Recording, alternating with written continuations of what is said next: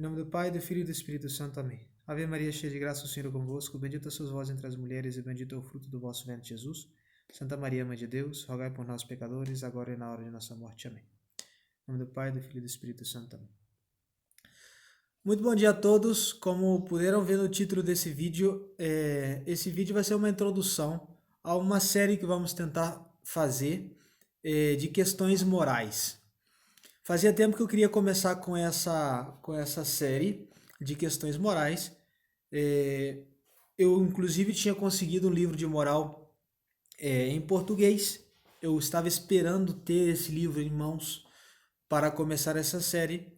Mas como esse livro está no Brasil, eu consegui no Brasil. Mas como eu não consigo tê-lo em mãos, e como já cansei de esperar, vamos começar essa série de questões morais. Em primeiro lugar, qual é a proposta dessa série? A proposta dessa série não é fazer um curso completo de teologia moral. Não é a nossa intenção. Por que não é a nossa intenção? Porque fazer um curso de teologia moral, para laicos, obviamente, seria uma coisa bem extensa e eu acho que escaparia um pouco do propósito desse canal. Várias vezes eu repeti que o propósito desse canal é a instrução visando a vida prática, a vida prática dos católicos que vivem isolados, como puderam ver no outro vídeo. Então, para não fazê-la muito extensa, nós vamos fazer assim. Vamos ver algumas questões morais separadamente. Basicamente eu vou selecionar um assunto e vamos tratar dele num vídeo de mais ou menos curta duração para ir tirando algumas dúvidas, porque eu tenho recebido algumas mensagens muito interessantes respeito à restituição, respeito ao batismo. Então vamos tratando alguns temas assim, que parecem interessantes, parecem instrutivos e parecem de uso mais de uso comum. São coisas que aparecem comumente na nossa vida e nós devemos sim saber como atuar.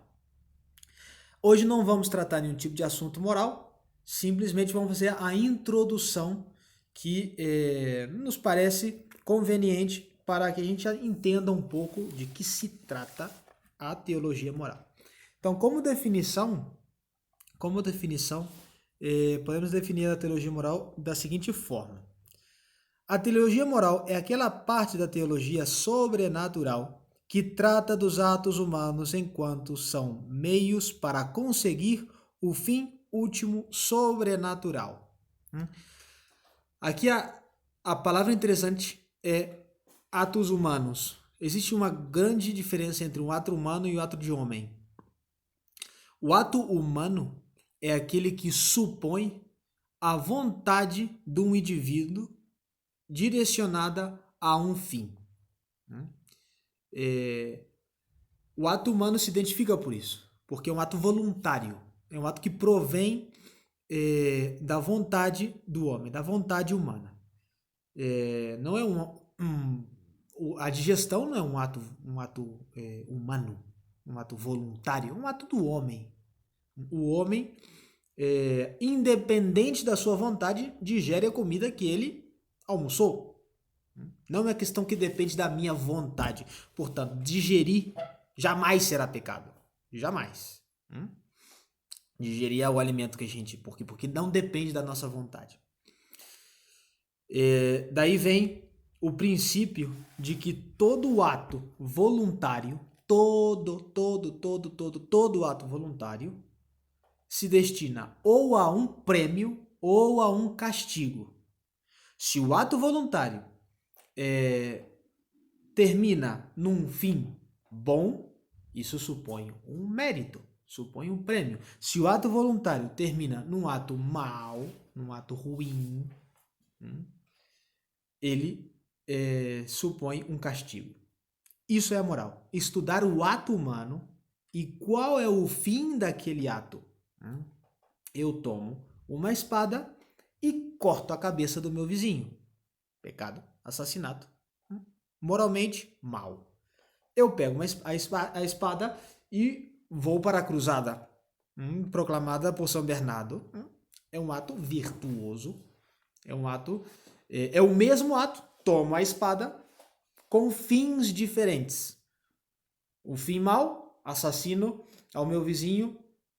O fim bom, toma a espada para a guerra contra os mouros, lá na época de São Bernardo. Esse é um exemplo. É o ato humano. O que nós vamos estudar aqui nessa série, que vamos tentar dar boa continuidade nela, vai ser isso. Estudar o ato humano. O que supõe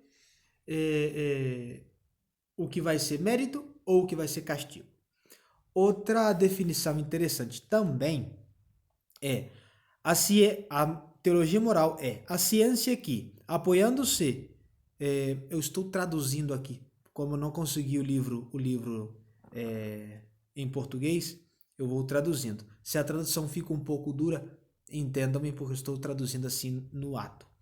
A ciência que, apoiando-se nos princípios revelados, trata das leis e dos meios com que o homem deve dirigir as suas ações a conseguir o fim último.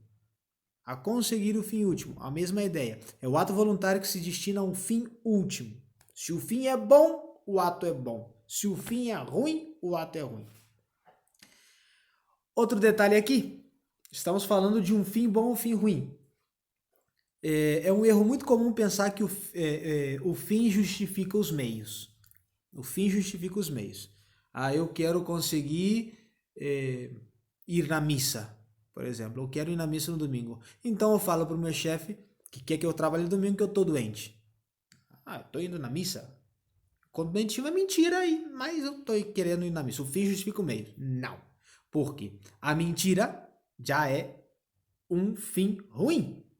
Todas as ações humanas, os atos humanos se destinam a um fim, que logo se irá até o fim último, que é conseguir a glória eterna. Esse é o fim último da criação, conseguir a glória eterna.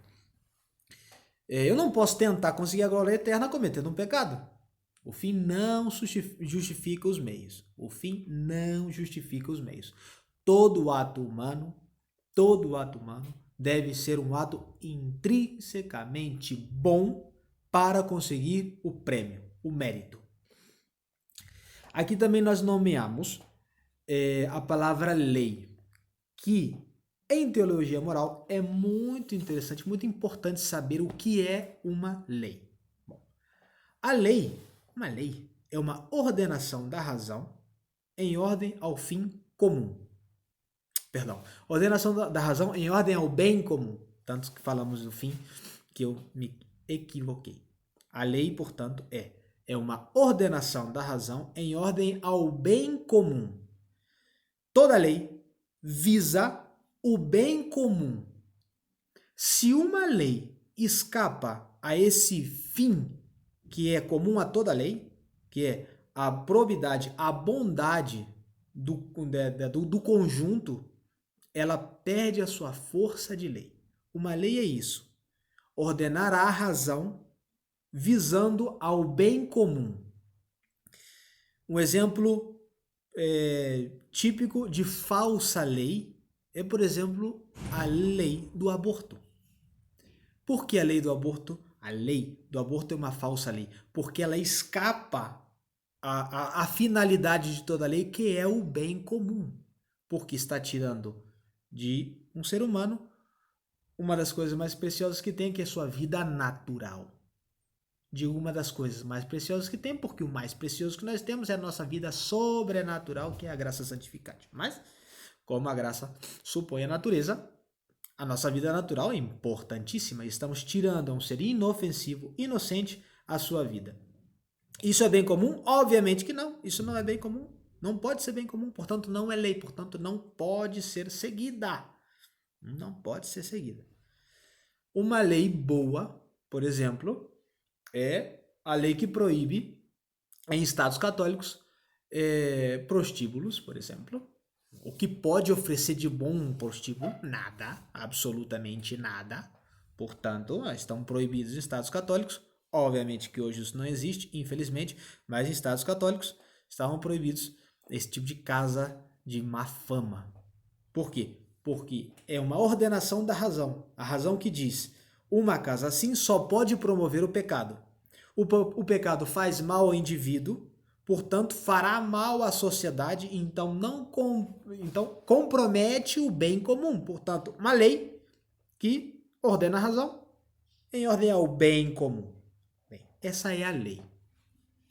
Eu acho que é conveniente ter bem presente essas duas coisas.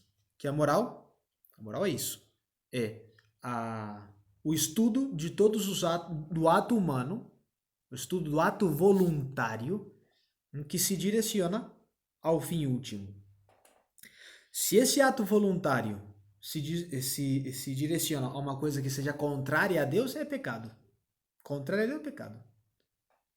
A Deus é um ato virtuoso. Aí está a linha entre a virtude e o pecado.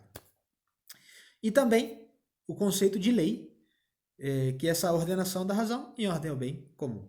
Já repeti 1000 vezes, porque é muito interessante a gente ter presente essas noções para entender medianamente bem o que nós vamos estudar nos próximos vídeos.